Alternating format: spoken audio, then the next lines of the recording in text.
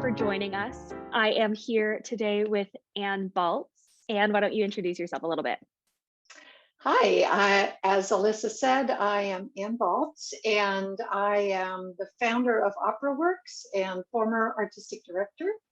And currently I am an independent artist, so I am creating and directing and coaching and educating.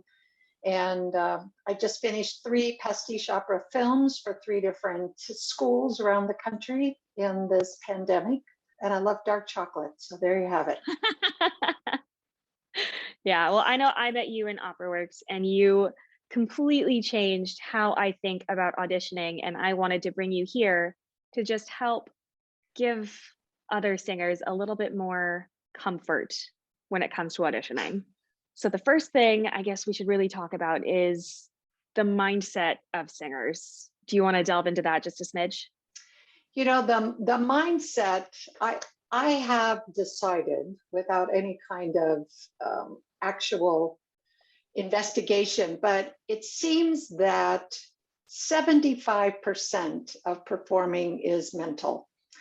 What the words that are going through your head before, while you're practicing, while you're in lessons, while you're rehearsing, while you're getting ready to go to auditions, while you're in the audition room, if your brain is giving you negative feedback or going into negative outcome, oh, this could happen, oh, all of this is happening, then you're not going to be at your optimal level when you perform for an audition. And so there are different ways to go about this. I think the simplest one came out of an audition class that I taught in New York at one point. And it's the choice between saying, oh no, or oh boy. And I find that most singers live in the oh no, which is complete with your to-do list or listening to the other people in the room, looking around the waiting area to see who looks better or who's warming up or who looks like they have it all together or who looks like they're scared to death, and kind of figuring out where you fit. No, you can sit there and go, oh boy, no one has heard me sing this piece the way I do it. And that focusing on the oh boy part can distract you from all the oh no's that tend to go through people's minds. So that's one way. Yeah, and it just it takes away the fear a lot. Yeah, And it gives you absolutely. permission to just be yourself. And be okay with that. Yeah. And know that not everyone's going to like that. I think when we go in and try to prove or please every single person in the room, that's when we get into trouble. It's like, in fact, I used to, as a recovering perfectionist, I used to get very upset at myself in performance as a pianist, as if I played something wrong or it wasn't quite what I wanted. And then I went into this really negative place. So I just stopped. I stopped playing publicly for a while. And one day I decided that the reason I was that way is I was trying to please 100% of the audience. And if I hadn't pleased every single person there, then I was a failure. And so I decided that if I, standing off stage, just give myself, or outside of an audition room, just say, I'm going to please 50% of the people. So let's say 50% of the people are going to like what I do and 50% are not. That means that I'm not going to be able to please everyone, and I'll just go for the 50%. And that just took all the pressure off of me. And now I go out and I go, you know, this is what I do. And you may not like it, but this is what I do. And for me as a performer, it just gave me permission to be who I am and to play the music the way I felt it should go, or the way that I rehearsed with the singer. So that's the 50-50 thing. Yeah, kind of. You can never please everyone. No. It's not possible. No. So let's talk a little bit about how to turn this into an audition prep. How would you start people just being able to be a little bit more flexible? Because I know I've been asked to do some wacky things in audition rooms, from Yeah. singing all 5 arias to doing something completely new in sight reading across the board. A lot of it is in the prep. And I find that singers many times will go in the practice room and practice to get the piece perfect. So they keep working towards this perfect little place where they want that aria, that they can go in the room and present that perfect little piece. Okay, life does not happen that way. Some No, it days does you have not. big goobers in your throat. Some days you're super nervous and your breath has stopped working, or your larynx has moved up because you're just so in your head. Okay, so a lot of it can happen at home by playing with your repertoire outside of the way you want it to go. So in other words, if you did O mio babino, say you're singing O mio babino caro, and instead of doing it as Lauretta, talking to your father about Rinuccio, what if you did it as a nun? What if you did it as a snotty high school girl who's just not going to deal with daddy at all? Just, I don't know why he's being this way, to play with it that way. What does it do physically? What does that do musically when you play these different characters that are out of the norm of the way Laurette is usually performed? But you never know what director, what das Konzept the director is going to give you. So by playing these and actually committing to them and singing those words to fit that character in that situation, creates this level of flexibility and play that serves people really well in auditions. Not that you're going to do it like that, but it has just opened up a continuum of play from what you think it should be to the opposite. And now all of this in here is play space. Mhm. That gives you permission in a room, audition room, to, oh, this company really likes people to move a lot. Okay, I've practiced that way, so I can move a lot. This company just wants you to stand there and sing it. So I can also stand there and sing it and be as emotional and be as expressive as I am if I'm moving around. Also, at OperaWorks, we used to do something called adversity training. So in a mock audition situation, the pianist would drop the music, or the lights would suddenly go off, or cell phones are going off. Anything that could go wrong, we made go wrong in those auditions. And Alyssa, you were talking about the crazy things you've been told to do in auditions. And so, for a joke, we would have, I had a girl do Porgi Amor as a gorilla, because we were going to set it in a zoo. Oh Okay. my goodness. And my gosh, here she was all dressed up, and she came out. This is a mock audition, mind you. She came out and was behaving just like a gorilla. It was fantastic. It was fantastic.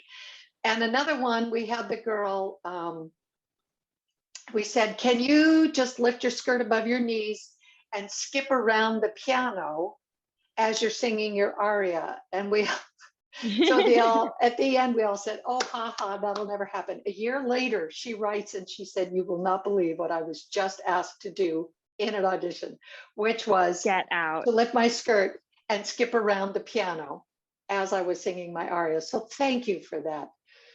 I mean, it was crazy that these things happen. Yeah. So I would just encourage singers, first of all, to stage your aria yourself in your home, so that the first time you're asked to do something is not on stage or not in an audition, but stage it different ways. Move the furniture around, get a person to be your silent partner. Imagine what that silent partner is doing while you are singing to them. Are they just standing there looking at you and saying, wow, you sound great? Because generally they're not going to be doing that on stage. So all of these are different ways before you even get into the audition room to open up your instrument, which is your whole body, as well as your voice, as well as your mind. Yeah. And then I know that we've always talked about having the ability to play with friends for auditions as well, and everyone sit down pretending to be the panel Yeah. and asking for pieces. But pandemic life has actually made it a little bit more accessible for all of us to practice our virtual auditions too. So, how would you kind of guide a group of friends through holding their own mock auditions? Well, exactly what you just said is you can set up a Zoom call with maybe, I don't know, 3 to 4 friends and have some ground rules. Like you need to always start with a positive observation, not a positive judgment like, wow, you sound great, or that's fantastic, because that doesn't really makes you feel good, but you can't go back in a practice room and try to be fantastic. But if someone says, wow, your breath was really under that, and I love the way you committed to that particular phrase, that emotion, that you can take back in a practice room. So those are the kind of observations that can be helpful. If someone wants to make a suggestion, this is after you've sung, right? Mhm. So if someone wants to make a suggestion, it seemed like you kind of went to neutral with your facial expressions every time you took a breath. Okay, that's something you can take in a practice room and work on, or, stand in front of a mirror and make sure you're not doing that. So setting that up, setting the ground rules, and then, if everybody has a form that you all make up together, like what do you want to know? What do you want to be judged, basically, because that's what auditions are judged on. Is it your repertoire choice, or is it your movement, your acting, your musicality, your dynamics? What are the things you would like to know about? Because those are the things auditioners are going to look for.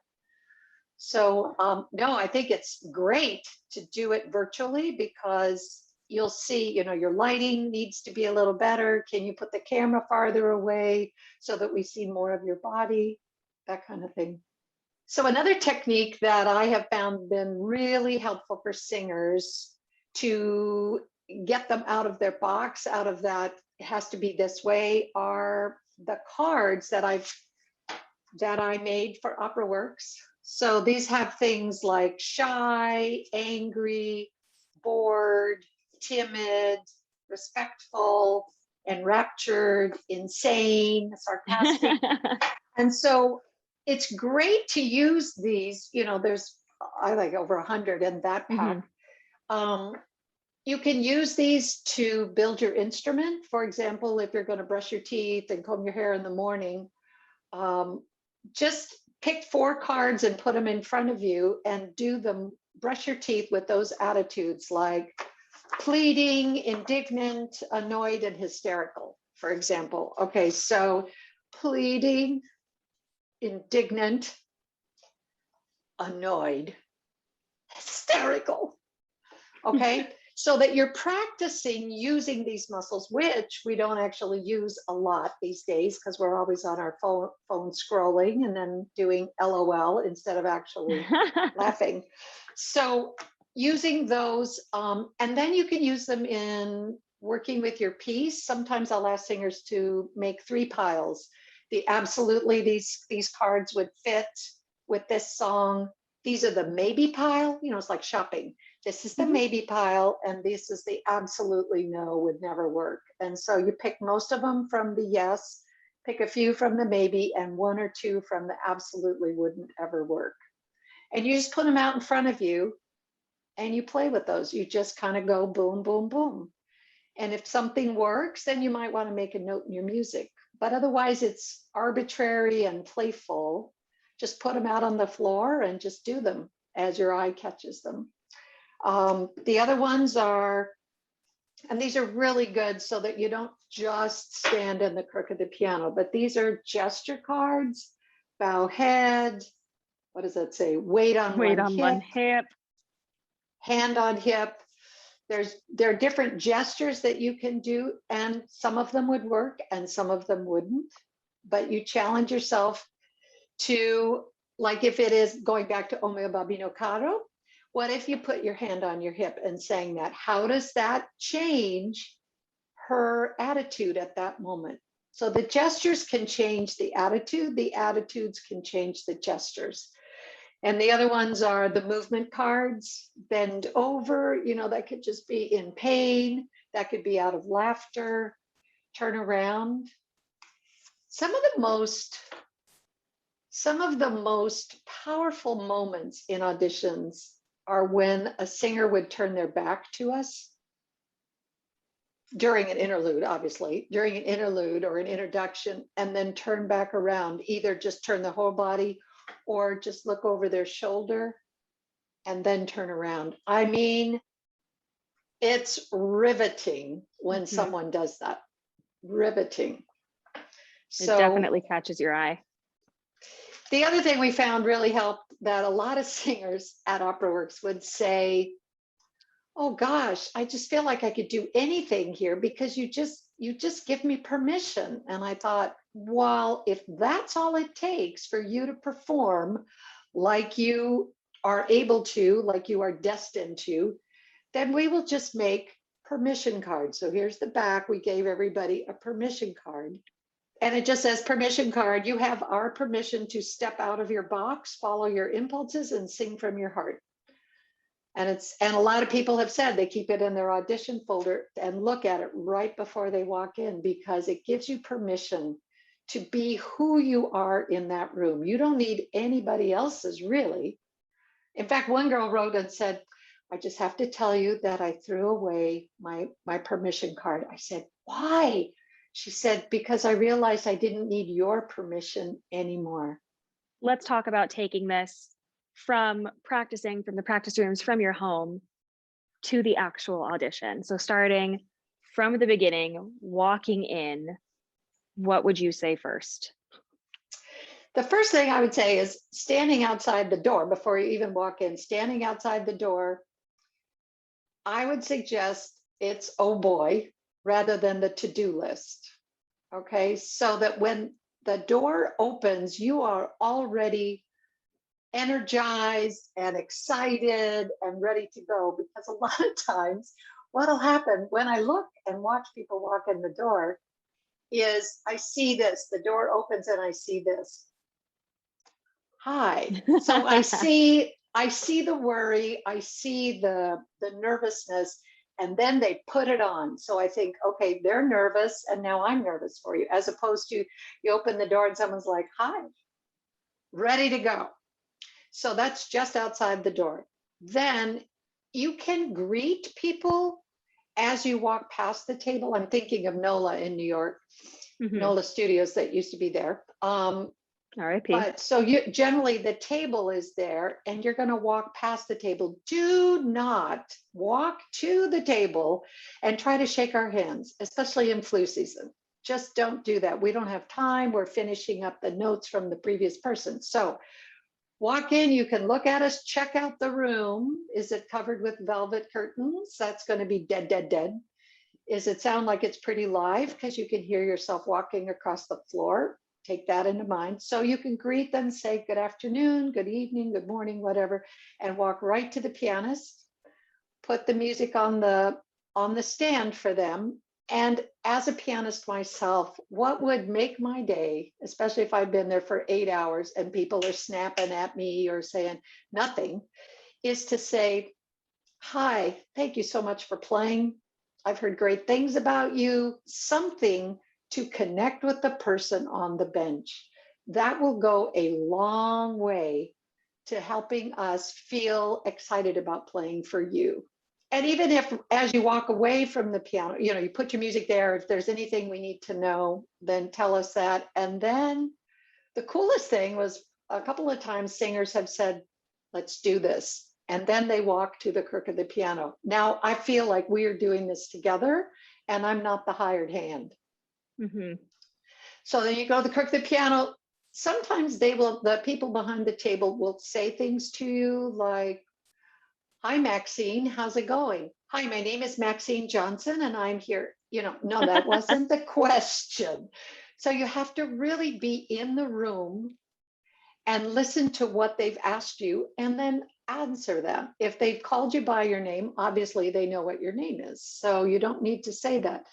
Um, just be chatty, just be yourself. This is where we get to see who you would be in a rehearsal situation, and would we want to spend 2 to 3 weeks with you in that situation. If they ask for a piece, or you say, I would like to sing, I would like to sing, or this is Musetta's Waltz, or however you want to introduce your piece, sometimes the people behind the table will say, yeah, I don't like that piece. What else do you have? So you need to be ready for that. It doesn't mean they hate you. It just means they've probably heard that 50 times and they don't want to hear that, even though it's your best piece. So you say, that's fine. This is what else I have. And we don't need to see the disappointment, because that reads as negative. So then you sing your piece, and either they will say, we'd like to hear this, or they will say thank you, that they've heard enough. In which case, no matter what they say, if they say thank you there, you say thank you so much for the opportunity, and you walk out. If they ask for a second piece, but they want to start in the middle, make sure you've practiced that. So that's not where, and you have to Especially go in to the the piano. longer pieces. Yep. Yeah. Just figure out, and you can ask your coach, where do you think they might ask me to start? So there's that. And just at the end, just be gracious, say thank you, walk out like, yeah, I nailed that. Even if you feel like there are things you would have liked to have done better, that energy walking out the room tells us a huge amount about you. So you just like, you know what, that went pretty darn well. I would give myself a 70% on that, and be happy that it wasn't a 40. So let's say you had an awful audition, you're having a really hard time stepping out. How would you help someone who had just like a bad voice day, nothing went right, you tripped on your shoe, you fell, whatever, or in Opera America where the light on the stage is on the step and I've done it, it's not fun. How would you help someone shake it off and just move on with their day? Because we do auditions all the time. It's a job application. Exactly. I think two things. One is to ask yourself, can I do anything about that right now? The things that didn't work, can you go back and do any of that? No, that's what it was. And sometimes it's just a horrible audition, and there's nothing we can do about that, and we just move on. But once we get past the emotional part of it, which is hard, which is really hard, but to step beyond that and say, okay, I'm going to sit down and make a notes of everything that went well, and these are observations, and then I'm going to make notes of what didn't go well and what can I do about it, to move out of our hearts and back into our head, so it becomes more of an objective view of what just happened rather than an emotional subjective view. Because if we live here, first of all, how many times are we rejected for things? That's how I do it, is to move out of my heart. I let my heart grieve for what just didn't work. But then I move back into my head and start making lists of things I could do to move forward and not let that happen again, or to work on something that didn't work. I would love to hear maybe one or two of your favorite or funniest audition stories, either at the piano, behind the table. What have been some of your standout moments? There were two that really I remember to this day that happened like 10 years ago. In a mock audition, she had done 2 or 3 pieces in the mock auditions, and I had sat there making notes, and then they all came back in and I was giving the notes, and all of my notes for her had been positive because I thought she'd done a really great job. And her comment back was, oh my God. She said, the entire time you were writing, I was imagining all the negative things you were writing about me and my performance. So she said, my takeaway from today is that if I can imagine you are writing negative things, then I can imagine you are writing positive things. And that will change my whole mindset when I see people making comments. And I Yeah. thought that is just brilliant. The other thing I would say is that the auditions that I remember the most are when people make me forget that I'm in an audition room and that I can see them on stage.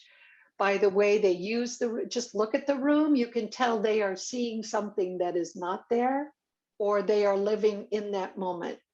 And there was a girl who was singing Must the Winter Come So Soon, and it was beautiful voice, but she just kind of stood in the crook of the piano. And so I asked her, this was again at NOLA, and they had those windows, we were on the 11th floor, and the windows were there that looked out over the city.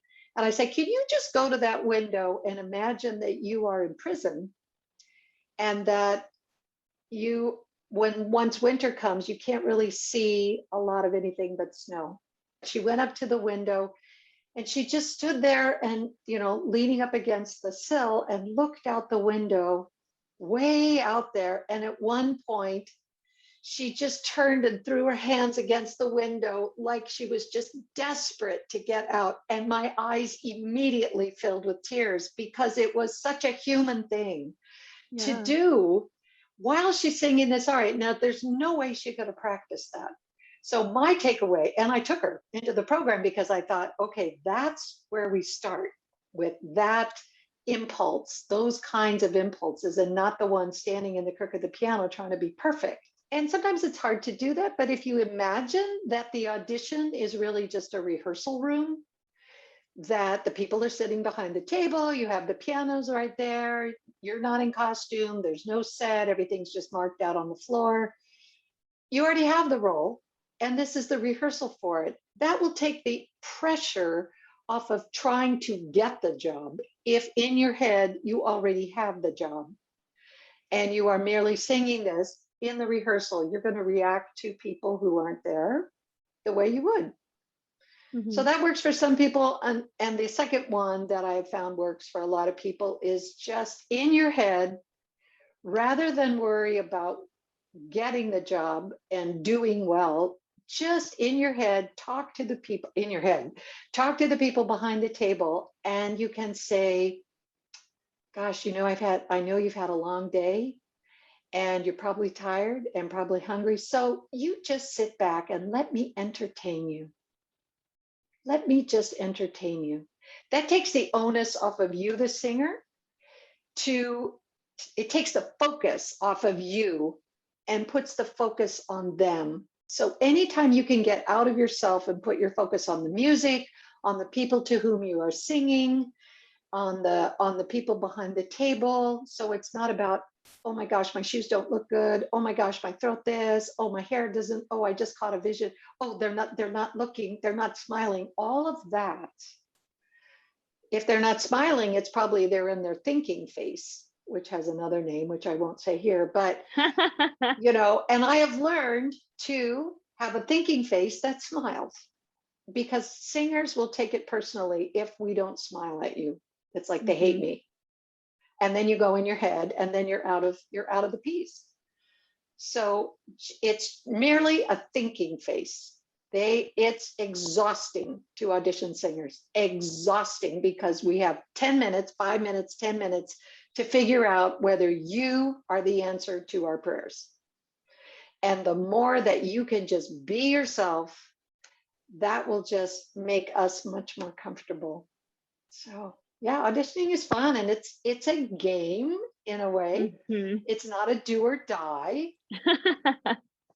It's just, let's see how it is today, and then you move on. Well, thank you so much for coming on with me today, Ann. I have so loved having you. I hope that everyone has taken some of the amazing joy that I have gotten with you from working with you. Where can people find you if they're looking for you for those cards? I have a website. Since I'm no longer with OperaWorks, I wanted to be my own person. So my website is annbaltz.com, and the cards are in the shop. And so Great. you can get all of them plus musicality cards for $29 for the 2 sets. And they come packaged in these beautiful things, and there are instruction cards on the back. Everything will be linked down below for all of our Thanks. lovely followers. But thank you Thanks. so much for joining me today. Thanks, Alyssa. This was great. So it was wonderful to see you too. Thank you. Bye. Okay, bye.